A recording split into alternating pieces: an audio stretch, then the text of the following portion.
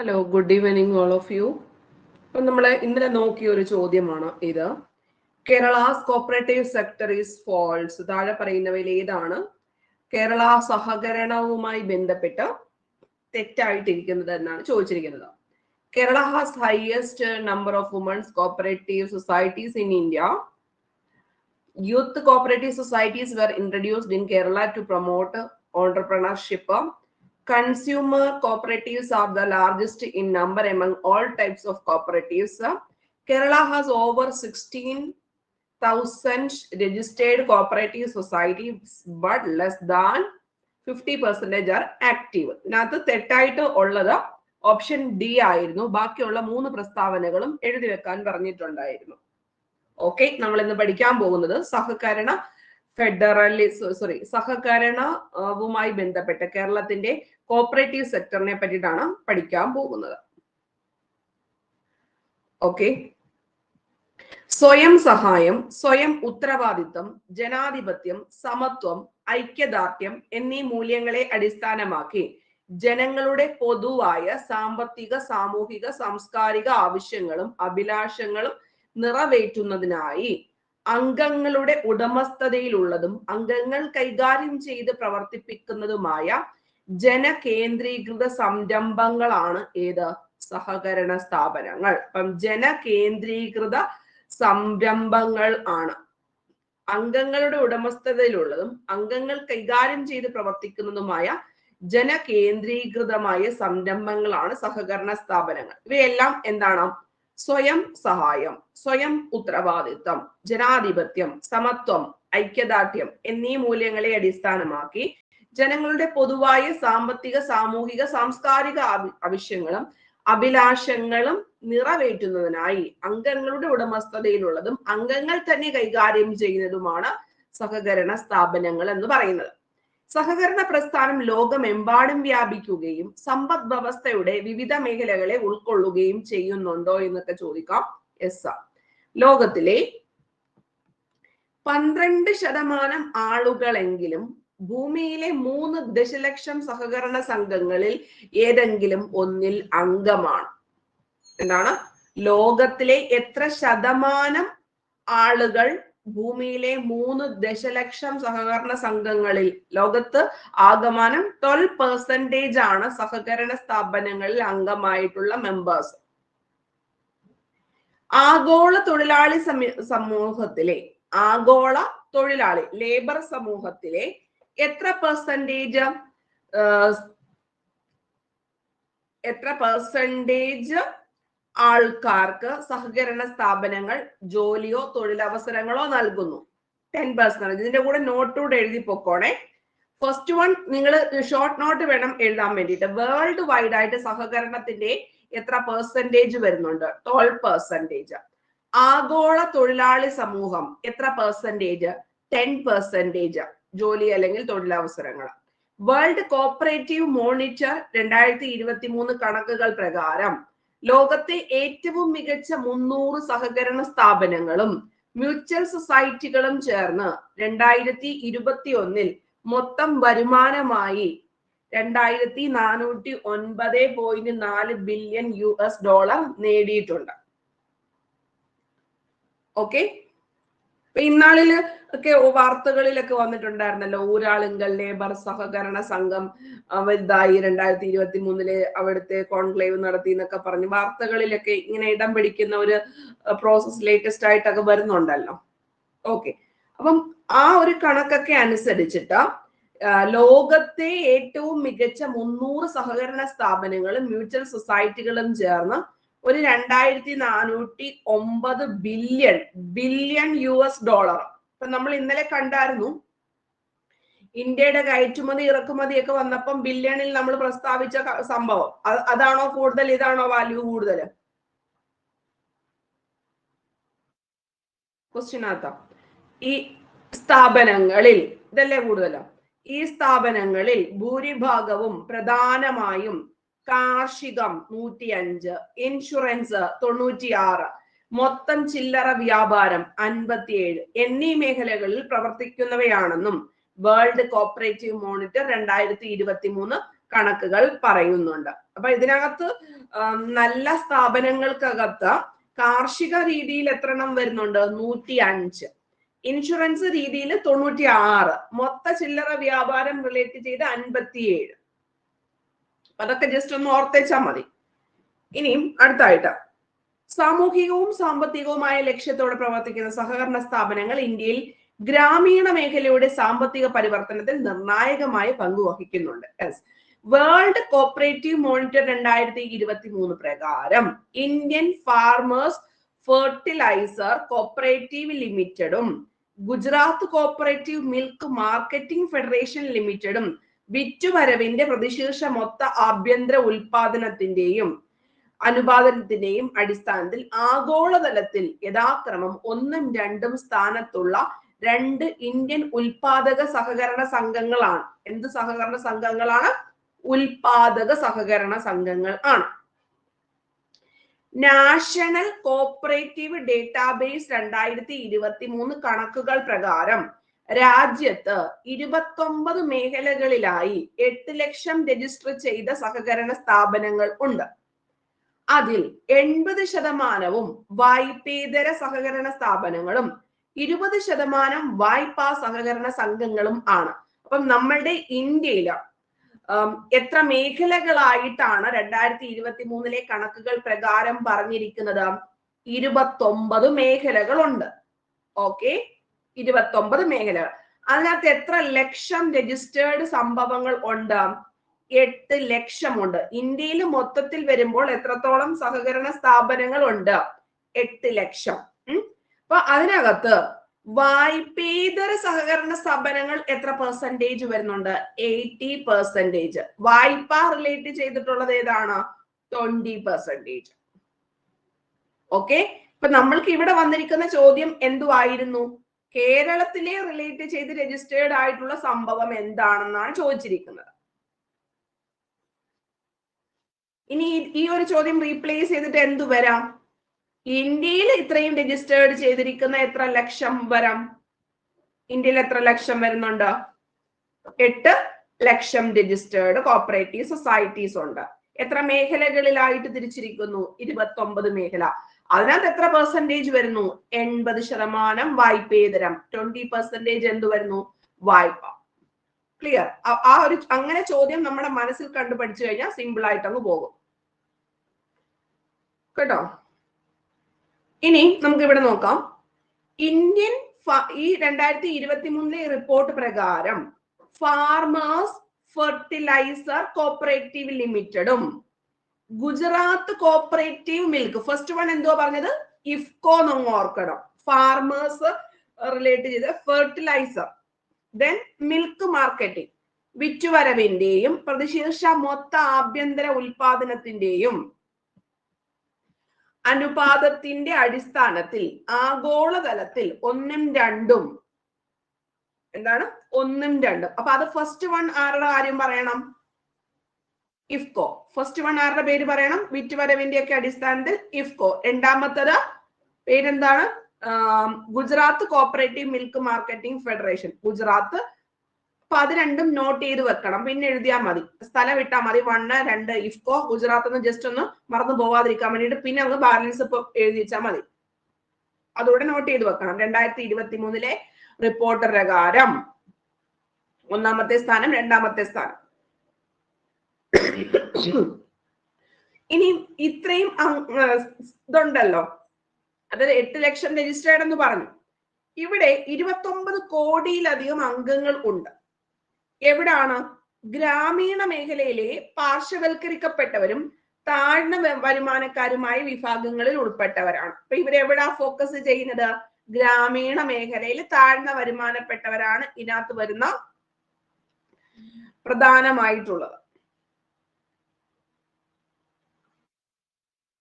ഇനി അംഗങ്ങളുടെയും അതുവഴി സമൂഹത്തിന്റെയും പൊതു ആവശ്യങ്ങൾ നിറവേറ്റുന്നതിനായി ആളുകളെ ഒരുമിച്ച് കൂട്ടി വിഭവങ്ങൾ സമാഹരിക്കുന്നതിൽ കേരളത്തിലെ സഹകരണ സ്ഥാപനങ്ങൾ നിർണായകമായ പങ്ക് വഹിക്കുന്നു.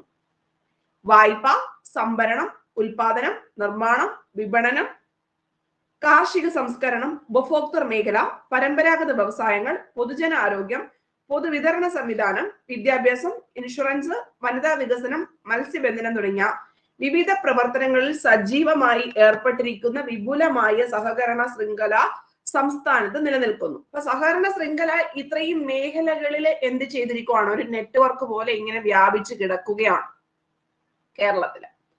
സാമ്പത്തിക വികസനത്തിൽ പ്രത്യേകിച്ച് ഗ്രാമീണ മേഖലയിലെ താഴ്ന്ന വരുമാനക്കാരുടെയും പാർശ്വവൽക്കരിക്കപ്പെട്ടവരുടെയും ഉന്നമനത്തിന് വ്യാപകമായ പ്രവർത്തനങ്ങളിലൂടെ സഹകരണ സ്ഥാപനങ്ങൾ പ്രധാനമായ പങ്ക് വഹിക്കുന്നുണ്ട്. ഏറ്റെടുക്കുന്ന പ്രവർത്തനത്തിന്റെ മേഖല സ്വഭാവം അനുസരിച്ച് സഹകരണ സംഘങ്ങളെ വിവിധങ്ങളായി തരംതിരിച്ചിരിക്കുന്നു. എന്തിന്റെ അടിസ്ഥാനത്തിലാ?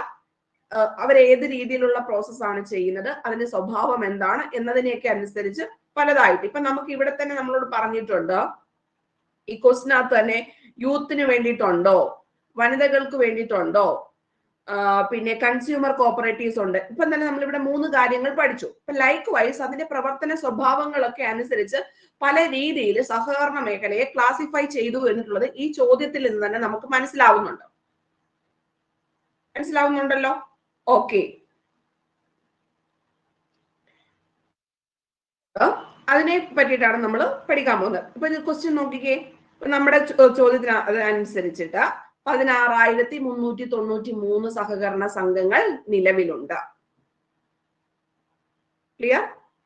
അതിൽ 12,416 എണ്ണം എന്താണ്? ആക്റ്റീവ് ആണ്. അപ്പം ഇന്നലെ ചോദ്യത്തിനകത്ത് നമുക്ക് ഒന്നുകൂടെ പോയിട്ട് വരാം. എന്താണ്? 16,000 സംതിങ് രജിസ്റ്റേർഡ് ഉണ്ട്. ഫസ്റ്റ് പോയിന്റ് ശരിയാണ്. But less than 50% is active. അതായത് 8,000 താഴെ ആണെങ്കിൽ മാത്രമാണ് നമ്മൾ എന്ത് പറയുന്നത്? 50% എന്ന് പറയുന്നത്. ഇപ്പൊ 8,000-ലാണോ പറഞ്ഞേക്കുന്നത്? അല്ല, 12,000 കൂടുതൽ ആക്റ്റീവ് ആണെന്ന് പറഞ്ഞിട്ടുണ്ട്. ഇപ്പൊ മനസ്സിലായോ ചോദ്യം എവിടുന്നാ വന്നേക്കുന്നത് എന്നിട്ടുള്ള കാര്യം? ഓക്കെ, അപ്പോൾ അതിലേക്ക് നമുക്ക് ഒന്നുകൂടെ പോവാം. 16,393 സഹകരണ സംഘങ്ങൾ നിലവിലുണ്ട്. 12,416 എണ്ണം സജീവമാണ്. ശേഷിക്കുന്നവ പ്രവർത്തനരഹിതവും ആണ്. ഇതിനകത്ത് ഭൂരിഭാഗവും ഏതാണ്? ഉപഭോക്തൃ സഹകരണ സംഘങ്ങൾ ആണ്. എന്ത് സഹകരണ സംഘങ്ങളാണ്? ഉപഭോക്തൃ സഹകരണ സംഘങ്ങൾ ആണ്. നോക്കാം, അതും ഒരു ചോദ്യമായിട്ട് വന്നിട്ടില്ലേ? അതിനകത്ത് ഭൂരിഭാഗം, largest number among all type is consumer cooperatives എന്നിട്ടാണ് ചോദ്യം വന്നത്. അതിനകത്ത് പിന്നെ ഭൂരിഭാഗവും ഏതാണ്? കൺസ്യൂമർ കോപ്പറേറ്റീവ്സ് ആണ്. ഈ 2 ക്വസ്റ്റ്യൻ കണ്ടല്ലോ. അവിടെ നമുക്ക് എത്ര എണ്ണം വരുന്നുണ്ട്? ഈ പറഞ്ഞിരിക്കുന്ന 4,617 ഈ പറഞ്ഞിരിക്കുന്ന കൺസ്യൂമർ കോപ്പറേറ്റീവ്സ് ഉണ്ട്. അതിൽ 3,803 എണ്ണം സജീവമാണ്. കുറച്ച് ഒഴിച്ച് 400 എണ്ണം ഒഴിച്ച് ബാലൻസ് എല്ലാം 400 അല്ല 800 എണ്ണം ഒക്കെ ഒഴിച്ച് ബാലൻസ് എല്ലാം എന്താണ്? ആക്റ്റീവ് ആണ്. ഒന്നുകൂടെ ഞാൻ പറയാം, നമ്മുടെ ഇന്ത്യയിൽ വരുമ്പോൾ 8 ലക്ഷം ഉണ്ട്. അതിൽ 29 കോടി ആൾക്കാരാണ് വർക്ക് ചെയ്യുന്നത്. 80% വായ്പേതര സഹകരണത്തിലും വായ്പ റിലേറ്റ് ചെയ്തിട്ടുള്ളത് 20% ആണ് പറയുന്നത്. കേരളത്തിൽ വരുമ്പോൾ ഈ സഹകരണ സംഘങ്ങൾ 16,000 സംതിങ് ഉണ്ട്. ഇതിനകത്ത് പകുതിയിൽ കുറവല്ല, 12 ഏകദേശം 3/4 എന്ത് വരുന്നുണ്ട്? 75% ആക്റ്റീവ് ആണ്. ഇനി ഇതിനകത്ത് സഹകരണ സംഘങ്ങളിനകത്ത് ഏറ്റവും കൂടുതലായിട്ട് കേരളത്തിൽ വരുന്നത് കൺസ്യൂമർ എന്താണ്? സഹകരണ സംഘങ്ങളാണ്, കോപ്പറേറ്റീവ്സ് ആണ്. ഇനി സംസ്ഥാനത്ത് ആകെ ഈ ഉപഭോക്തൃ സഹകരണ സംഘങ്ങൾ കേരളത്തിൽ ഇത്രയും ഉണ്ട്. ഇതിനകത്ത് 3,803 എണ്ണം ആക്റ്റീവ് ആണ്. കേരളത്തിലെ വിവിധ തരത്തിലുള്ള കാര്യങ്ങൾ ഇപ്പം നമുക്ക് മനസ്സിലായിട്ടുണ്ട്. ഇനി നമ്മൾ മുമ്പേ ക്വസ്റ്റിനകത്ത് കണ്ടിട്ടുണ്ടായിരുന്നു, ക്വസ്റ്റിനകത്തല്ല, വായ്പാ സഹകരണ സംഘങ്ങൾ എന്ന് പറഞ്ഞ് ഇന്ത്യയിലെ കാര്യം പറഞ്ഞപ്പോൾ എത്ര പെർസെന്റേജ് ഉണ്ടായിരുന്നു? വായ്പാ സഹകരണ സംഘങ്ങൾ 20%. അപ്പൊ അത് വെച്ചിട്ട് കേരളത്തിലേക്ക് നമുക്കൊന്ന് പോകാം. കേരളത്തില് പ്രത്യേകിച്ച് ഗ്രാമീണ മേഖലയിലെ വായ്പയുടെ ഒരു പ്രധാന സ്രോതസ്സായി ക്രെഡിറ്റ് സഹകരണ സംഘങ്ങൾ പ്രവർത്തിക്കുന്നു. ഓക്കെ, വായ്പാ സഹകരണ സംഘങ്ങൾ പ്രവർത്തിക്കുന്നുണ്ട്. വായ്പയുടെ ഒരു പ്രധാനപ്പെട്ട സ്രോതസ്സായിട്ട്. കേരള ബാങ്ക്, പ്രാഥമിക കാർഷിക സഹകരണ സംഘങ്ങൾ, ഫാർമേഴ്സ് സർവീസ് സൊസൈറ്റികള്, കേരള സംസ്ഥാന സഹകരണ കാർഷിക ഗ്രാമീണ വികസന ബാങ്ക്, പ്രാഥമിക സഹകരണ കാർഷിക ഗ്രാമ വികസന ബാങ്കുകൾ എന്നിവയുൾപ്പെടെയുള്ള വായ്പാ സഹകരണ സംഘങ്ങൾ പ്രാഥമിക മേഖലയ്ക്കുള്ള, അതായത് പ്രൈമറി സെക്ടറിലേക്കുള്ള വായ്പ, അതായത് കൃഷി പോലെയൊക്കെയുള്ള കാര്യങ്ങൾക്ക് വേണ്ടിയിട്ട് വായ്പ നൽകുന്ന ഏജൻസികളായിട്ട് വർക്ക് ചെയ്യുന്ന വായ്പാ സഹകരണ സംഘങ്ങളാണ് ഇവ. മനസ്സിലായോ? അപ്പം അതായത് താഴെ പറയുന്നവയിൽ വായ്പാ സഹകരണ സംഘങ്ങൾ ആയതേത്, അല്ലാത്തതേത്, അല്ലെങ്കിൽ ഏതാണ് ശരി എന്നൊക്കെ പറഞ്ഞൊരു ചോദ്യം വരുമ്പോൾ ഇവിടുന്നായിരിക്കും വരുന്നത്. കേരള ബാങ്ക് ഏത് തരത്തിലുള്ളതാണ്? ഏത് തരത്തിലുള്ള സഹകരണ സംഘമാണ്? വായ്പാ സഹകരണ സംഘമാണ്.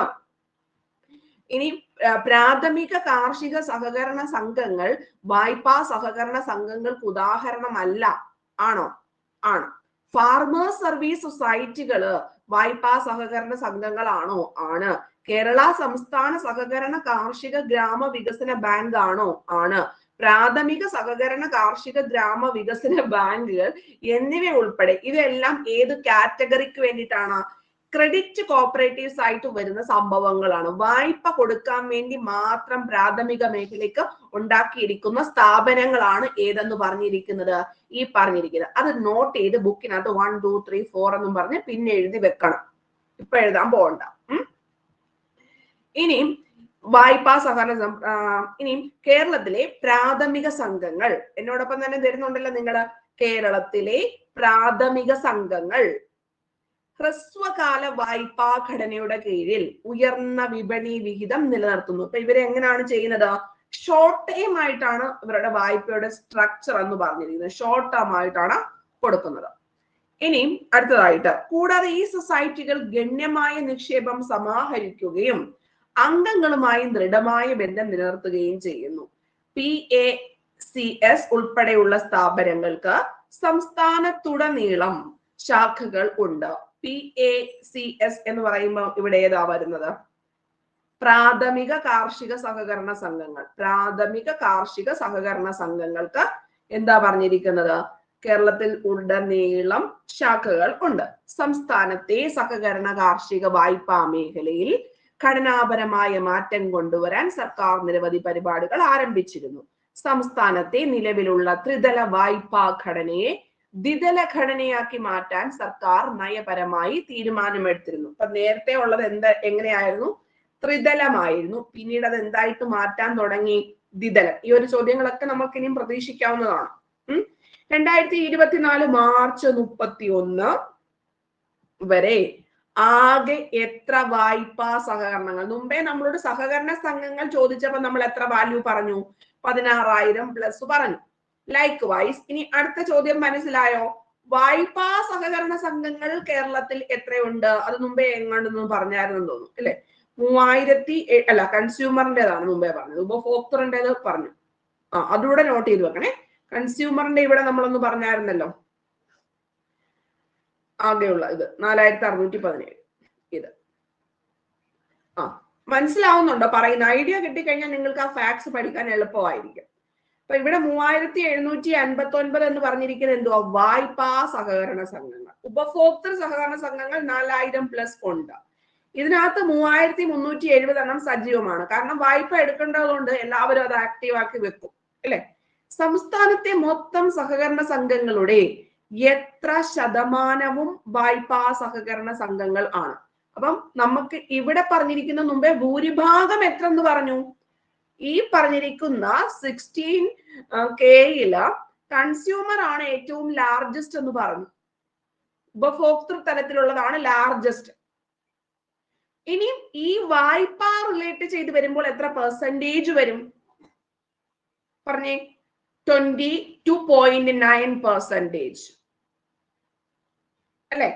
മൊത്തം സഹകരണ സംഘങ്ങളുടെ എത്ര ശതമാനം ഈ വായ്പാ സഹകരണം? ക്വസ്റ്റ്യൻ മനസ്സിലായോ? നമുക്ക് ടോട്ടൽ ഉള്ള സഹകരണ സംഘങ്ങൾ 16,000. അതിനകത്ത് 4000 പ്ലസ് എന്തുണ്ട്? കൺസ്യൂമർ ഉണ്ട്. കൺസ്യൂമർ പിന്നെ എന്താ പേര്? കൺസ്യൂമർ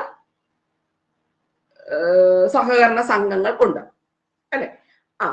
4000+. ലാർജസ്റ്റ് ഏതെന്ന് ചോദിച്ചാൽ ഏതാ പറയേണ്ടത്? ഇതിനകത്ത് ഏറ്റവും സഹകരണ സംഘങ്ങളിൽ ലാർജസ്റ്റ് എത്ര വരും? കൺസ്യൂമർ. ഇനി അതിനകത്ത് 22.9% ആർക്കാ കൊടുക്കുന്നത്? ഈ 16,000-ൽ 22.9% വായ്പ കൊടുക്കുന്ന ആൾക്കാർക്ക്. അപ്പൊ ഈ 3 പോയിന്റ് മനസ്സിലായോ? 16,000 എന്താണ്, 3,759 എന്താണ്, 4000+ എന്താണ് എന്നിട്ടുള്ള കാര്യം ക്ലിയർ. അപ്പൊ നമുക്ക് അടുത്തിലേക്ക് പോവാം. വായ്പാ സഹകരണ സംഘങ്ങളുടെ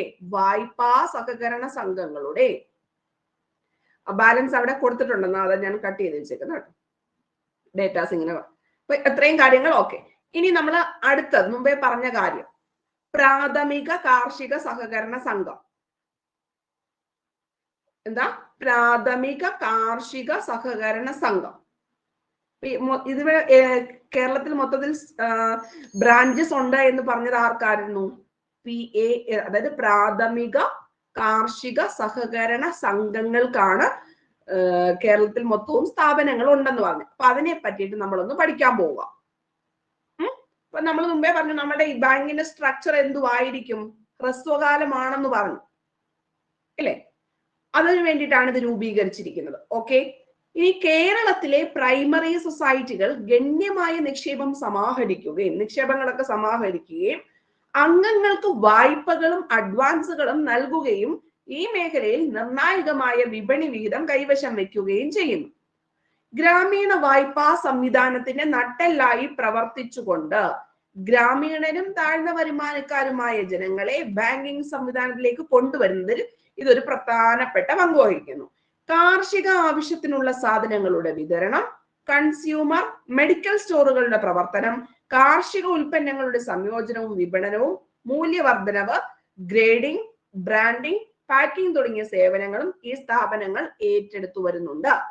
2024 മാർച്ച് 31 വരെ സംസ്ഥാനത്തുണ്ടായിരുന്ന, ഇപ്പൊ നമ്മൾ മുമ്പേ ഒരു വാല്യൂസ് 3 പഠിച്ചിട്ടില്ലേ? അതിന്റെ കൂടെ എത്ര സെന്ററുകൾ ഇവിടെ ഉണ്ട്? ഈ പറയുന്ന PACS എന്ന് പറഞ്ഞിരിക്കുന്നത് 1646. ഓക്കെ. അപ്പം പ്രാഥമികമായിട്ടുള്ള കാർഷിക സഹകരണ സംഘങ്ങൾ എത്രണ്ണം വരുന്നു?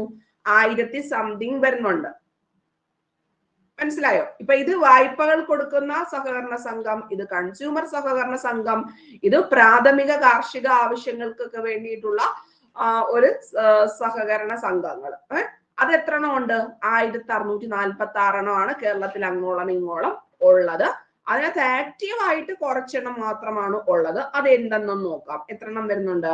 കുറച്ചേ ഉള്ളൂ ആക്റ്റീവ് അല്ലാത്തത്. എത്രയാണ്? ഒരു 90%ഓളം 80%ഓളം ആക്റ്റീവാണ്. 1585 പ്രവർത്തനക്ഷമമാണ്. ഓക്കെ. 1600 സംതിങ് 1585 സൊസൈറ്റികൾ പ്രവർത്തനമാണ്.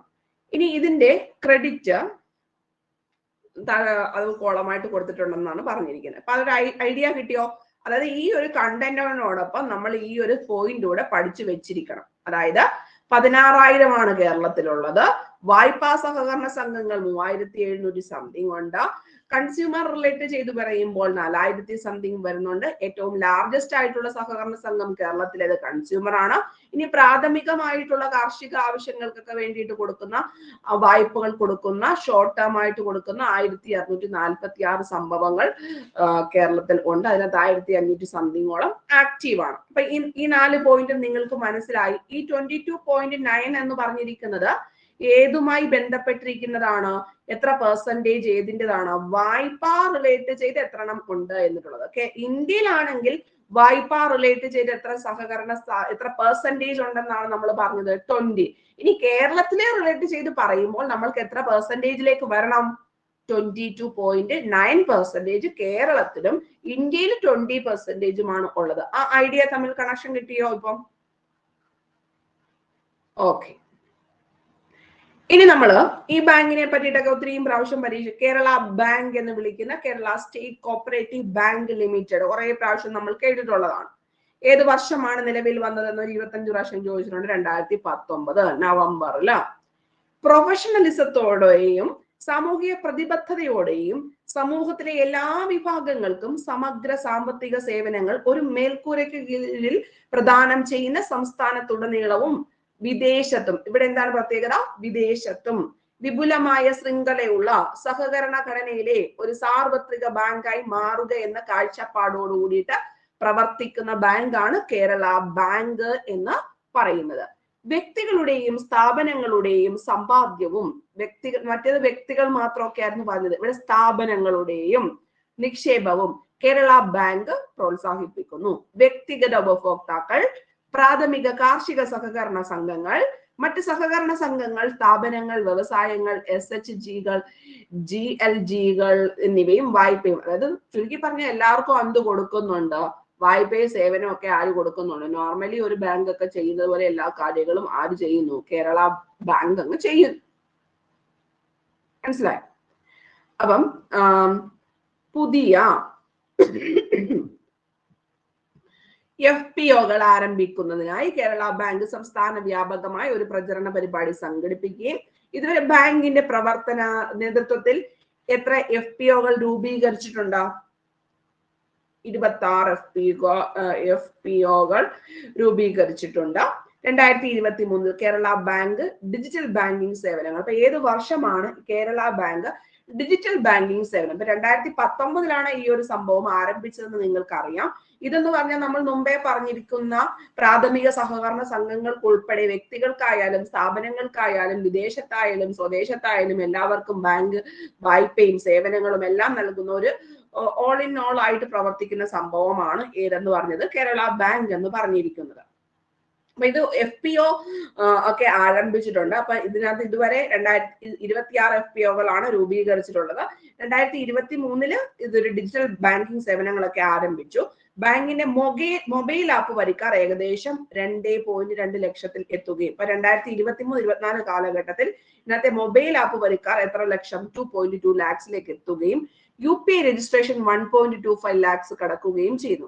കഴിഞ്ഞ 5 വർഷമായി ലാഭത്തിൽ പ്രവർത്തിക്കുന്ന ബാങ്ക് 2023-24 എത്ര? 1,16,581 1,16,582 കോടി രൂപയുടെ മൊത്തം ബിസിനസ്സുമായി 209 കോടി രൂപ ലാഭം റിപ്പോർട്ട് ചെയ്തു. എത്ര ലാഭം ഓർത്തുവെച്ചേക്കാം? ഈ പറഞ്ഞിരിക്കുന്ന കേരള ബാങ്ക് റിപ്പോർട്ട് ചെയ്തിരിക്കുന്നത് 209 കോടി രൂപയാണ് ലാഭം റിപ്പോർട്ട് ചെയ്തിരിക്കുന്നത്. ഇനി നെക്സ്റ്റ് ആയിട്ട് ഒരു ഹെഡ് ഓഫീസ് എറണാകുളത്ത്, ഒരു കോപ്പറേറ്റീവ് ബിസിനസ് ഓഫീസ്, 7 റീജിയണൽ ഓഫീസുകൾ, 13 ക്രെഡിറ്റ് പ്രോസസിംഗ് സെന്ററുകൾ, 1689 അംഗങ്ങളോടെ സംസ്ഥാനത്തുടനീളം 823 ശാഖകൾ എന്നിവ ഉൾപ്പെടുന്നതാണ് കേരള ബാങ്കിന്റെ പ്രവർത്തന മേഖല. അപ്പൊ ഇതിനകത്ത് വരുന്ന പ്രവർത്തന മേഖല എത്ര വരുന്നുണ്ട്? പ്രവർത്തന ശൃംഖല എന്നാണ് പറഞ്ഞിരിക്കുന്നത്. ഒരു ഹെഡ് ഓഫീസ് ഉണ്ട്. എറണാകുളത്ത് ഒരു കോപ്പറേറ്റീവ് ബിസിനസ് ഓഫീസ് ഉണ്ട്. റീജിയണൽ ഓഫീസ് എത്ര എണ്ണം വരുന്നുണ്ട് കേരള ബാങ്കിന്? 7 റീജിയണൽ ഓഫീസുകളാണ് വരുന്നത്. ക്രെഡിറ്റ് പ്രോസസിംഗ് സെന്റർ വേണ്ടിയിട്ട്, അതായത് വായ്പയൊക്കെ പ്രോസസ് ചെയ്യാൻ വേണ്ടിയിട്ട് 13 എണ്ണം ഉണ്ട്. 14 ജില്ലകളിലായിട്ട് എത്ര ക്രെഡിറ്റ് പ്രോസസിംഗ് സെന്റേഴ്സ് ഉണ്ട്? വായ്പാ വിതരണ സംഘങ്ങൾ എത്ര ഉണ്ട്? 13 എണ്ണം ഉണ്ട്. അത് പരീക്ഷയ്ക്ക് നേരത്തെ ജനറൽ എക്സാമിന് വന്നിട്ടുള്ളതാണ്. 1689 അംഗങ്ങളോട് സംസ്ഥാനത്തുടനീളം 823 ശാഖകൾ എന്നിവ ഉൾപ്പെടുന്നതാണ് കേരള ബാങ്കിന്റെ പ്രവർത്തന ശൃംഖല. അംഗങ്ങളിൽ കേരള സർക്കാരും 1688 സൊസൈറ്റികൾ A ക്ലാസ് അംഗങ്ങളായും ഉൾപ്പെടുന്നു. അപ്പൊ കേരള സർക്കാരും ഇതിനകത്ത് അംഗമാണ്.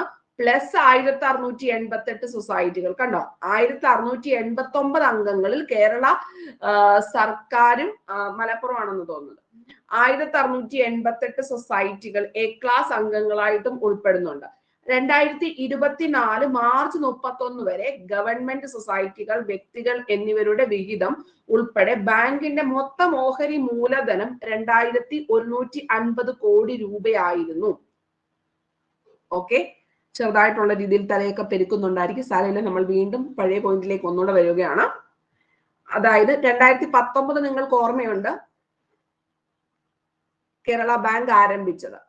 ഇനി ഡിജിറ്റൽ ആയിട്ടുള്ള സർവീസ് സ്റ്റാർട്ട് ചെയ്തത് 2023. ഏകദേശം എത്ര UPI 2023 ഇവർ റിപ്പോർട്ട് ചെയ്തിട്ടുണ്ട്? എത്ര ലക്ഷം UPI? 1.25 ലാക്സ്. 1.25 ലാക്സ്.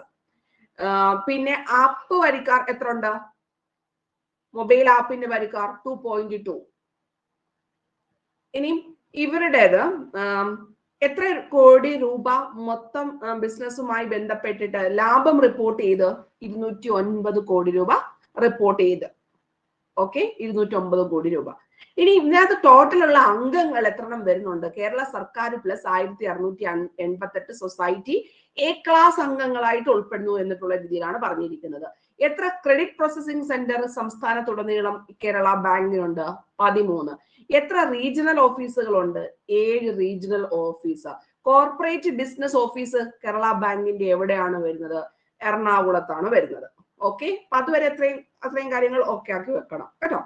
ഇനി 2024 മാർച്ച് 31 വരെ ഗവൺമെന്റ്, സൊസൈറ്റികൾ, വ്യക്തികൾ എന്നിവരുടെ വിഹിതം ഉൾപ്പെടെ ബാങ്കിന്റെ മൊത്തം ഓഹരി മൂലധനം എത്ര കോടി രൂപയായിരുന്നു? മാർച്ച് 31 ലാസ്റ്റ് ഇയറിലെ കണക്കെടുക്കുന്ന സമയത്ത് 2150 കോടി. നമ്മൾ മുമ്പ് 209 കോടി പറഞ്ഞത് ലാഭമാണ്. ഇത് എത്ര രൂപയാണ്? ഓഹരിയുടെ മൂലധനം, കേരള ബാങ്കിന്റെ മൊത്തം മൂലധനം 2150 കോടി രൂപയാണ്. മനസ്സിലായോ? ഗവൺമെന്റിന്റെയും സൊസൈറ്റി മൊത്തം ആൾക്കാർ എല്ലാം കൂടെ ചേർത്തിട്ട് 2150 കോടി രൂപയാണ്. സൊസൈറ്റികളുടെയും വ്യക്തികളുടെയും സ്ഥാപനങ്ങളുടെയും നിക്ഷേപം ഉൾപ്പെടെ നിക്ഷേപം 67,979 കോടി രൂപയാണ്. നിക്ഷേപം 67,979. നബാർഡിൽ നിന്നും കേരള സർക്കാരിൽ നിന്നുള്ള വായ്പകളും ദീർഘകാല നിക്ഷേപങ്ങളും മറ്റും ഉൾപ്പെടെ ബാങ്കിന്റെ മൊത്തം കടമെടുപ്പ് 13,810 കോടി. 23-24 19,601 കോടി രൂപയാണ് പുതുതായി വായ്പ അനുവദിക്കുകയും കാർഷിക മേഖലയ്ക്ക് മൊത്തം 99,200 വായ്പകൾ വിതരണം ചെയ്യുകയും ചെയ്തു. 23-24 സാമ്പത്തിക വർഷത്തിലെ കേരള ബാങ്കിന്റെ ഉടമസ്ഥരായ പ്രാഥമിക കാർഷിക സഹകരണ സംഘങ്ങൾക്ക് ബാങ്ക് നിരവധി സേവനങ്ങൾ നൽകി വരുന്നു. ദുർബലരായ PACSകൾക്ക് ബാങ്ക് ഒരു പുനരുജ്ജീവന പാക്കേജ് അവതരിപ്പിക്കുകയും സംസ്ഥാനത്തെ 14 ജില്ലകളിലും ഉപദേശ സമിതികൾ രൂപീകരിക്കുകയും ചെയ്തു. 23-24 10,335 കോടി രൂപ വായ്പയായി PASകൾക്ക് ബാങ്ക് അനുവദിച്ചു. ഇത് ബാങ്കിന്റെ മൊത്തം വായ്പാ പോർട്ട്ഫോളിയോയുടെ 21% വരും. കൂടാതെ സംസ്ഥാനത്തുടനീളം 151 ബഹുമുഖ PACകൾക്ക് 151 അഗ്രികൾച്ചർ ഇൻഫ്രാസ്ട്രക്ചർ ഫണ്ട് പദ്ധതികൾ ബാങ്ക് അനുവദിച്ചു. ഇതിലൂടെ സംഭരണശാലകൾ, കസ്റ്റം ഹയറിംഗ് സെന്ററുകൾ, ജൈവ ഉപാധികളുടെ ഉൽപാദനവും വിൽപ്പനയും തുടങ്ങിയ പദ്ധതികൾ ഏറ്റെടുത്ത് നടപ്പിലാക്കുന്നു. ഡിജിറ്റൽ സേവനങ്ങൾ ലഭ്യമാക്കുന്നതിനായി കേരള ബാങ്ക്, അതായത് നമ്മളുടെ പ്രാഥമികമായിട്ട് വായ്പകളൊക്കെ കൊടുക്കുന്ന കാർഷിക സഹകരണ സംഘങ്ങളുണ്ടല്ലോ. ഇനി ഈ ഒരു പോയിന്റ് ശ്രദ്ധിച്ചാൽ മതി, അവിടെ വരെയുള്ള ഫാക്ട്സ് വിട്ടേക്കാം. ഈ ഒരു സംഭവങ്ങൾ ഡിജിറ്റൽ സേവനങ്ങൾ, അതായത് നമ്മുടെ കേരള ബാങ്ക് എന്ന് പറഞ്ഞിരിക്കുന്നത് കുറച്ചുകൂടെ ഡെവലപ്ഡ് ആണ്. അവരിപ്പോ ഇവർക്കൊക്കെ കുറച്ചുകൂടെ കാര്യങ്ങളൊക്കെ കൊടുക്കുന്നൊക്കെ ഉണ്ട്. അപ്പൊ ഇവര് എന്ത് ചെയ്യുന്നുണ്ട്? ഇവർക്ക് വേണ്ടിയിട്ട് ഡിജിറ്റൽ സേവനങ്ങൾ ലഭ്യമാക്കുന്നതിനായിട്ട് കേരള ബാങ്ക് വികസിപ്പിച്ചെടുത്ത ആപ്പാണ് കോ ബാങ്ക് ആപ്പ് എന്ന് പറഞ്ഞിരിക്കുന്നത്. ആർക്ക് വേണ്ടിയിട്ട്? ഈ പ്രാഥമിക സഹകരണ സംഘങ്ങൾക്ക് വേണ്ടിയിട്ട് ഡെവലപ്പ് ചെയ്തു കൊടുത്ത ആപ്പിന് പറയുന്ന പേരെന്താണ്? കോ ബാങ്ക് ആപ്പ് എന്ന് പഠിച്ചു വെക്കണം. മനസ്സിലായോ? കേരള ബാങ്ക് പിന്നെ ഈ PACSകൾക്ക് ഡിജിറ്റൽ സേവനങ്ങൾ ലഭ്യമാക്കുന്നതിനായിട്ട് ആരംഭിച്ച ഒരു ആപ്പാണ് ഏത്? കോ ബാങ്ക് ആപ്പ് എന്ന് പറഞ്ഞിരിക്കുന്നത്. ഈ പോയിന്റ് മതി, മറ്റേയൊക്കെ നമുക്ക് സ്കിപ്പ് ചെയ്യാം. ഇഷ്ടം പോലെ പൈസകൾ കൊടുത്തിട്ടുണ്ടോ എന്ന് മാത്രം ഓർപ്പിച്ചാൽ. ഇനി നമുക്ക് ഇന്നത്തെ വേറെ കുറച്ച് കാര്യങ്ങൾ ഉണ്ട്. അത് കിട്ടിയല്ലോ. കോ ബാങ്ക് ആപ്പ് എന്ന് പറഞ്ഞിരിക്കുന്നത് കേരള ബാങ്ക് ആർക്ക് വേണ്ടിയിട്ട് ഡെവലപ്പ് ചെയ്ത് കൊടുത്തു? ഡിജിറ്റൽ സേവനങ്ങൾ ചെയ്യാൻ വേണ്ടിയിട്ട്, PACSന് വേണ്ടിയിട്ട്. ക്ലിയർ? ഇനിയും കയറ്റുമതി വിപണി പര്യവേഷണം ചെയ്യുന്നതിനായി PACയുടെ ഒരു കൺസോർഷ്യവും കേരള ബാങ്കിന്റെ ഏകോപനത്തിന് കീഴിൽ വരുന്നുണ്ടോ എന്നൊക്കെ പറഞ്ഞ് ചോദിക്കാം. എന്ത് ചെയ്യണം? കയറ്റുമതി വിപണി പര്യവേഷണം ചെയ്യാൻ വേണ്ടിയിട്ടാണ്. സാധാരണക്കാർക്ക് ഡിജിറ്റൽ ബാങ്കിങ് സേവനം നൽകുന്നതിന് വേണ്ടിയിട്ട് മിഷൻ 24 ബിസിനസ് വർദ്ധിപ്പിക്കാനും നിഷ്ക്രിയ ആസ്തികൾ കുറയ്ക്കാനുമായി 2023 നവംബർ 1 മുതൽ 2024 ഫെബ്രുവരി 8 വരെ 100 ദിവസങ്ങളിലായി നടന്ന മിഷൻ റെയിൻബോ 2024 തുടങ്ങിയ പ്രത്യേക ക്യാമ്പയിനുകൾ കേരള ബാങ്ക് സംഘടിപ്പിച്ചിട്ടുണ്ട്. അപ്പം എന്തിനു വേണ്ടിയിട്ടാണ്? ഡിജിറ്റൽ ബാങ്കിങ് സേവനം സാധാരണക്കാർക്ക് നൽകാൻ വേണ്ടിയിട്ട് കേരള ബാങ്ക് ആരംഭിച്ചത് ഏതാണ്? മിഷൻ 24. മിഷൻ 24. മിഷൻ റെയിൻബോ എന്ന് പറഞ്ഞിരിക്കുന്നത് എന്തിനാണ്? ബിസിനസ് വർദ്ധിപ്പിക്കാനും നിഷ്ക്രിയ ആസ്തികൾ കുറയ്ക്കാനുമായിട്ട് 2023 നവംബർ 1 മുതൽ 24 ഫെബ്രുവരി 8 വരെ 100 ദിവസങ്ങളിലായി നടന്ന മിഷൻ റെയിൻബോ പദ്ധതി. മിഷൻ റെയിൻബോ ഏത് മേഖലയുമായി ബന്ധപ്പെട്ടിരിക്കുന്നു എന്നൊരു ചോദ്യം വന്നാൽ എന്ത് പറയാം? സഹകരണ മേഖലയുമായി ബന്ധപ്പെട്ടിരിക്കുന്നു. മനസ്സിലായോ? മിഷൻ റെയിൻബോ, മിഷൻ 24 എന്നെല്ലാം ആരാണ്? കേരള ബാങ്കിന്റെ മിഷനാണ്. സാധാരണക്കാർക്ക് വേണ്ടിയിട്ട് ഡിജിറ്റൽ ബാങ്കിങ് സേവനം നൽകാൻ വേണ്ടിയിട്ട് സ്റ്റാർട്ട് ചെയ്തു മിഷൻ 24. ഇനി ഡിജിറ്റൽ സേവനങ്ങൾ PSES കൊടുക്കാൻ വേണ്ടിയിട്ട് ആരംഭിച്ചത് എന്തുവാ? PSES കൊടുക്കാൻ വേണ്ടിയിട്ട് ഈ കേരള ബാങ്ക് ഡെവലപ്പ് ചെയ്തത് കോ ബാങ്ക് ആപ്പ് ഡെവലപ്പ് ചെയ്തു. മിഷൻ 24 എന്ത് റിലേറ്റ് ചെയ്ത് ചോദിച്ചിരിക്കുന്നു? ഈ സാധാരണക്കാർക്ക് ബാങ്കിങ് സേവനത്തിന് വേണ്ടിയിട്ട്. ഇനി നെക്സ്റ്റ് മിഷൻ റെയിൻബോ 2024 ആർക്ക് വേണ്ടിയിട്ടാണ്? ബിസിനസ് വർദ്ധിപ്പിക്കാൻ വേണ്ടിയിട്ട് ഒരു 100 ദിവസത്തെ ക്യാമ്പയിൻ ആയിരുന്നു കേരള ബാങ്കിൻ്റെത്. അത്രയും ഓർക്കാം, കുഴപ്പമില്ലല്ലോ. ഓക്കെ, ഇനി നമ്മൾ മുമ്പേ പറഞ്ഞില്ലേ കുറേയധികം സഹകരണ സംഘങ്ങൾ വായ്പകൾ കൊടുക്കുന്ന സംഭവങ്ങൾ 1, 2, 3, 4 ഇട്ട് നിങ്ങൾ എഴുതി വെച്ചേക്കണമെന്ന്. അപ്പൊ അതിനകത്ത് അടുത്ത സ്ഥാനമാണ് കേരള സംസ്ഥാന സഹകരണ കാർഷിക ഗ്രാമീണ വികസന ബാങ്ക് എന്ന് പറയുന്നത്. കേരള സംസ്ഥാന സഹകരണ കാർഷിക ഗ്രാമ വികസന ബാങ്ക്. ആരെങ്കിലും ഗുരുവായൂർ ദേവസ്വം ബോർഡിന്റെ ഒക്കെ എക്സാംസ് ഇല്ലേ? അപ്പൊ അതിനൊക്കെ ഒരു മേഖലയായിട്ട് വരുന്നതാണ് ഈ സഹകരണ സംഘങ്ങൾ. അപ്പൊ ആ പരീക്ഷയൊക്കെ എഴുതുന്നവർക്ക് ഈ ടോപ്പിക് ഉണ്ട്. കേരള സംസ്ഥാന സഹകരണ കാർഷിക ഗ്രാമ വികസന ബാങ്ക് എന്തിനു വേണ്ടിയിട്ടാണ്? കേരള സംസ്ഥാനത്തിന്റെ സഹകരണം. മുമ്പത്തെ എന്തോ പറഞ്ഞത്? പ്രാഥമിക കാർഷിക സഹകരണ ബാങ്ക്. ഇത് ആർക്ക് വേണ്ടിയിട്ടാ? കേരള സംസ്ഥാനത്തിന് വേണ്ടിയിട്ടുള്ളത്. ഗ്രാമ വികസന ബാങ്ക്.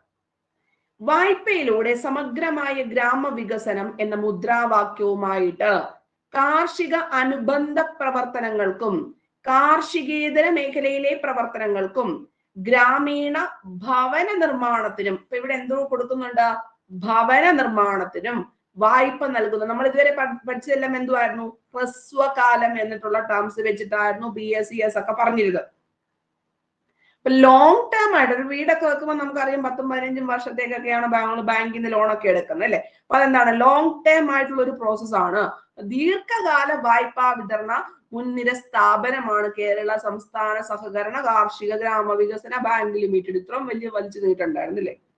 ബാങ്ക് പ്രധാനമായും നബാർഡ് നൽകുന്ന റീഫിനാൻസിനെയാണ് ആശ്രയിക്കുന്നത്. അപ്പം ഈ കേരള സംസ്ഥാന സഹകരണ കാർഷിക ഗ്രാമ വികസന ബാങ്ക് എന്ന് പറഞ്ഞിരിക്കുന്ന ലോങ് ടേം സ്ട്രക്ചറിലാണ് പ്രവർത്തിക്കുന്നത്. പ്രധാനമായിട്ടും കാർഷികേതര മേഖലയിലെ പ്രവർത്തനങ്ങൾക്ക് കൊടുക്കുന്നു. ഗ്രാമീണ തലത്തിൽ ഭവന നിർമ്മാണത്തിനുള്ള വായ്പകൾ കൊടുക്കുന്നുണ്ട്.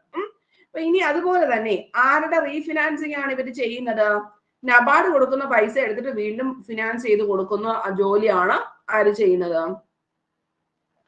ഈ കേരള സംസ്ഥാന സഹകരണ ഇത് രണ്ടും തമ്മിൽ ഡിഫറൻസ് മനസ്സിലായോ? മറ്റേത് അഗ്രികൾച്ചറിന് വേണ്ടി കൂടുതൽ പ്രയോറിറ്റി കൊടുക്കുന്നു. ഇവിടെ ആർക്കാണ്? ഭവന നിർമ്മാണ മേഖലയ്ക്കും കാർഷികേതര മേഖലയ്ക്കും ഇമ്പോർട്ടൻസ് കൊടുത്തു. വായ്പയിലൂടെ സമഗ്രമായ ഗ്രാമവികസനം എന്നതാണ് ഇതിന്റെ മുദ്രാവാക്യം എന്ന് പറഞ്ഞിരിക്കുന്നത്. അംഗീകൃത പ്രാഥമിക സഹകരണ കാർഷിക ഗ്രാമ വികസന ബാങ്കുകളുടെ ശൃംഖലയിലൂടെ പ്രസ്തുത ഫണ്ട് ആത്യന്തികമായി വായ്പ എടുക്കുന്നവർക്ക് കൈമാറുന്നു. ഓരോ താലൂക്കും PCARDBയുടെ ശാഖയുണ്ട്. ഹെഡ് ഓഫീസ് എവിടാണ്? തിരുവനന്തപുരത്താണ് സ്ഥിതി ചെയ്യുന്നത്. ഇപ്പൊ കേരള സംസ്ഥാനത്തിന്റെ ഇതിന്റെ സഹകരണത്തിന്റെ എവിടാ? തിരുവനന്തപുരത്താണ്. താഴെ തട്ടത്തിലുള്ള ഗ്രാമീണ ജനതയുടെ സാമൂഹികവും സാമ്പത്തികവുമായ ഉന്നമനമാണ് ബാങ്കിന്റെ പ്രവർത്തന ലക്ഷ്യം. വായ്പ എടുക്കുന്നവരിൽ 80% എങ്ങനെയുള്ള ആൾക്കാരായിരിക്കും? ചെറുകിട നാമമാത്രമായ കർഷകരായിരിക്കും. 23-24 ദീർഘകാല വായ്പ എത്ര കോടി രൂപയുടെ അനുവദിച്ചിട്ടുണ്ടെന്ന് പഠിക്കണേ, എഴുതണം. അതായത് കേരള സംസ്ഥാന സഹകരണ വായ്പാ സംഘങ്ങൾക്കകത്ത് വരുന്നത് ലോങ് ടേം ആയിട്ട് പൈസ കൊടുക്കുന്നതാണ് ഇതെന്ന് പറയുന്നത്. അവർ എത്ര കോടി രൂപ ലോങ് ടേം വായ്പ കൊടുത്തിട്ടുണ്ട്? 23-24 ഏകദേശം 770 കോടി രൂപ കൊടുത്തിട്ടുണ്ട്, വായ്പയായിട്ട് നൽകിയിട്ടുണ്ട്. ഇതില് 17.7 കോടി രൂപ ആർക്ക് കൊടുത്തു? കിണറുകൾക്കും ടാങ്കുകളുടെയും നിർമ്മാണം, നവീകരണം, പമ്പ് സെറ്റ്, കാർഷിക യന്ത്രങ്ങൾ, ഹോർട്ടിക്കൾച്ചർ, മൃഗസംരക്ഷണം, ഭൂവികസനം, ഗോഡൌണുകളുടെയും കന്നുകാലി തൊഴുത്തുകളുടെയും നിർമ്മാണം, ഫെൻസിങ്, ഡ്രെയിനേജ് ചാലുകളുടെ നിർമ്മാണം എന്നിവയുൾപ്പെടെയുള്ള ആവശ്യങ്ങൾക്ക് സാധാരണ വായ്പയായി നൽകി. ചെറുകിട ജലസേചനം, പ്ലാന്റേഷൻ, ഹോർട്ടിക്കൾച്ചർ, കാർഷിക യന്ത്രങ്ങൾ, ക്ഷീരവികസനം, മൃഗസംരക്ഷണം, ഭൂവികസനം, കോഴി വളർത്തൽ, മത്സ്യബന്ധനം, ഭൂമി വാങ്ങൽ തുടങ്ങിയ ആവശ്യങ്ങൾക്കായി മൊത്തം 755 കോടി രൂപ സ്കീം വായ്പയായി നൽകിയിട്ടുണ്ട്. നൽകി വരുന്ന ദീർഘകാല വായ്പയുടെ വർഗീകരണം സമ്മതിക്കണം, ഇതൊക്കെ എഴുതി തയ്യാറാക്കി വെക്കുന്നവരെ, ഇല്ലയോ? അപ്പൊ 17.7 കോടി രൂപ ആർക്ക് കൊടുത്തു? ടാങ്കിനും കിണറിനും എന്നൊക്കെ ഓർത്തേച്ചാൽ മതി. അതായത് കുറച്ചിട്ടുള്ള കാര്യങ്ങൾ. കാർഷിക യന്ത്രങ്ങൾ, ഹോർട്ടിക്കൾച്ചർ, മൃഗസംരക്ഷണം, ഭൂവികസനം, ഗോഡൌണുകൾ എന്നിവയ്ക്കൊക്കെ വേണ്ടിയിട്ടാണ്. ബാലൻസ് ഒക്കെ കൃഷി സംബന്ധമായിട്ടുള്ളതും മൃഗസംരക്ഷണവുമായിട്ടൊക്കെ 755 കോടി രൂപ. അത്ര വേണ്ട. മൊത്തത്തിൽ എത്ര കൊടുത്തു എന്ന് ഓർത്തേച്ചാൽ മതി കേട്ടോ. കിണറുകൾക്കും ടാങ്കുകൾക്കും 17.7. പിന്നെ പരീക്ഷ ഹാളിൽ ഇരുന്നിട്ടായാലും കുറച്ച് വെക്കാം ബാക്കി. 700. ഈ വാല്യൂ ആണോ പഠിക്കാൻ എളുപ്പം? 755 കോടി ഇതിനകത്ത് വരുന്നു, 17.7 ഇതിനകത്തും വരുന്നുണ്ട്. ക്ലിയർ? ഇത്രയും കാര്യം പഠിച്ചാൽ മതി. ബാലൻസ് നമുക്ക് അടുത്ത ദിവസം പഠിക്കാം. അപ്പൊ നമ്മൾ എന്തൊക്കെ പഠിച്ചു എന്നിട്ടുള്ളത് ഞാനൊന്ന് സമ്മറി പറയാം. അതായത് നമ്മൾ ആകെ പഠിച്ചത് 8 ലക്ഷം ഉണ്ട് സഹകരണ സ്ഥാപനങ്ങൾ ഇന്ത്യയിൽ മൊത്തത്തിൽ. അതിനകത്ത് 80% വായ്പേതര സഹകരണ സംഘങ്ങളും 20% വായ്പാ സഹകരണ സംഘങ്ങളും. കേരളത്തിലെ കാര്യങ്ങൾ വരുന്ന സമയത്ത് കേരളത്തിൽ 16,000 സംതിങ് ഉണ്ട്. അതിനകത്ത് ആക്റ്റീവായിട്ട് 12,000 സംതിങ് ഉണ്ട്. ഓക്കെ. ഇനിയും ഇവിടെ നമ്മൾക്ക് ഇവിടെ ഇന്ത്യയിൽ വരുമ്പോൾ 29 മേഖലകളിലായിട്ടാണ് ഇതിനെ തരംതിരിച്ചിരിച്ചു വെച്ചിരിക്കുന്നത്. അടുത്ത പോയിന്റിൽ വരുന്ന സമയത്ത് ഏറ്റവും ലാർജസ്റ്റ് ആയിട്ട് കേരളത്തിൽ വരുന്നത് കൺസ്യൂമർ ഫെഡറലിസ്റ്റ് അല്ല, കൺസ്യൂമർ കോപ്പറേറ്റീവ്സ് ആണ് വരുന്നത്. പിന്നെ അതിനുശേഷം എന്തുണ്ട്? വായ്പാ സഹകരണ സംഘങ്ങൾ എത്ര പെർസെന്റേജ് വരുന്നുണ്ട്? 22.9% വരുന്നുണ്ട് വായ്പാ സഹകരണ സംഘങ്ങൾ എന്ന് പറഞ്ഞിരിക്കുന്നത് ആണല്ലോ. ഇതിനകത്ത് ഏകദേശം എത്രണ്ണം വരുന്നുണ്ട് ഈ വായ്പാ സഹകരണ സംഘങ്ങള്? എത്രണ്ണം വരുന്നുണ്ട്? ഈ 16,000 എത്രണ്ണം വരുന്നുണ്ട്? 3,700 സംതിങ് അല്ലേ? ഇനിയും അത് കൂടാതെ ഏറ്റവും ലാർജസ്റ്റ് ആയിട്ടുള്ള കൺസ്യൂമർ റിലേറ്റ് ചെയ്ത് വരുമ്പോൾ എത്രണ്ണം വരുന്നു? 4,700 സംതിങ് വരുന്നുണ്ട് അല്ലെ? ഇനി അത് കൂടാതെ നമ്മൾ അടുത്തതായിട്ട് ഇത് പറഞ്ഞു. ഇനി നെക്സ്റ്റ് ഒരെണ്ണം കൂടെ ഉണ്ടായിരുന്നല്ലോ, എന്തുവായിരുന്നു എന്റെ പേര്? കൺസ്യൂമർ വായ്പ അല്ലല്ലോ, അതാണോ ഇവിടെ എഴുതി വെച്ചേക്കുന്നത്? എന്തായിരുന്നു?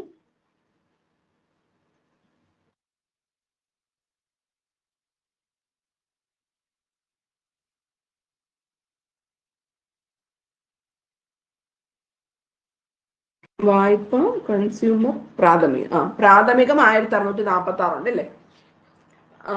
അതിനകത്തെണ്ണം 1,500 സംതിങ്ങും എന്താണ് നല്ല രീതിയിൽ ആക്റ്റീവാണ്. അപ്പൊ ഇതെന്ന് പറഞ്ഞു കഴിഞ്ഞാൽ ഷോർട്ട് ടേം ആയിട്ടൊക്കെ കൊടുക്കുന്ന കാര്യങ്ങളാണ്. അതിനുശേഷം ലോങ് ടേം ആയിട്ട് കൊടുക്കുന്നതാണ് നമ്മളിപ്പോ കേരള സംസ്ഥാനത്തിൻ്റെത് വന്നിരിക്കുന്നത്. കേരള ബാങ്ക് എന്ന് പറഞ്ഞിരിക്കുന്നത് ഈ പറഞ്ഞിരിക്കുന്ന പ്രാഥമിക സഹകരണ സംഘങ്ങൾക്കൊക്കെ വായ്പകൾ നൽകുന്നു. വിദേശങ്ങൾക്കുള്ളവർക്കും സ്ഥാപനങ്ങൾക്കും വ്യക്തികൾക്കും ഒക്കെ കൊടുക്കുന്നുണ്ട്. അവര് കോ ആപ്പ് എന്ന് പറഞ്ഞിരിക്കുന്നത് ഈ പ്രാഥമിക സഹകരണ സംഘങ്ങൾക്ക് അവരുടെ കാര്യങ്ങളൊക്കെ ചെയ്യാൻ വേണ്ടിയിട്ട് കൊടുത്തിരിക്കുന്ന ഒരു ആപ്പാണ് ഇത്. പിന്നെ കേരള ബാങ്ക് 2019 ആരംഭിച്ചു. അത് ഡിജിറ്റലൈസ് ആക്കിയത് 2023 കൂടാതെ അത് കുറച്ച് ക്യാമ്പയിൻസ് ഒക്കെ സ്റ്റാർട്ട് ചെയ്തിട്ടുണ്ട്.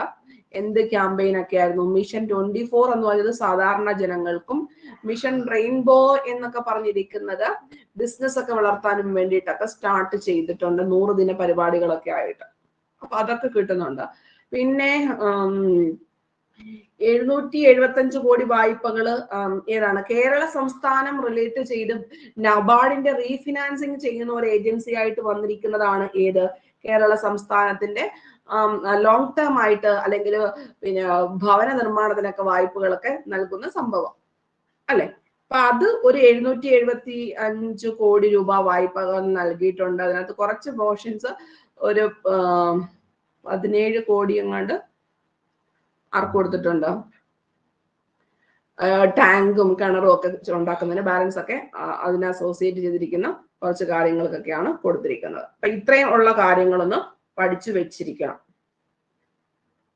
ഓക്കെ, ഇത്രയും കാര്യങ്ങൾ ക്ലിയർ ആണോ? 755 കോടി. അപ്പൊ ഇത് നന്നായിട്ട് ഒന്നുകൂടെ PDF എടുത്ത് വെച്ച് വായിക്കുക. ബാലൻസ് നമുക്ക് അടുത്ത ദിവസം നോക്കാം. അപ്പൊ ശരി, ബൈ, താങ്ക് യു.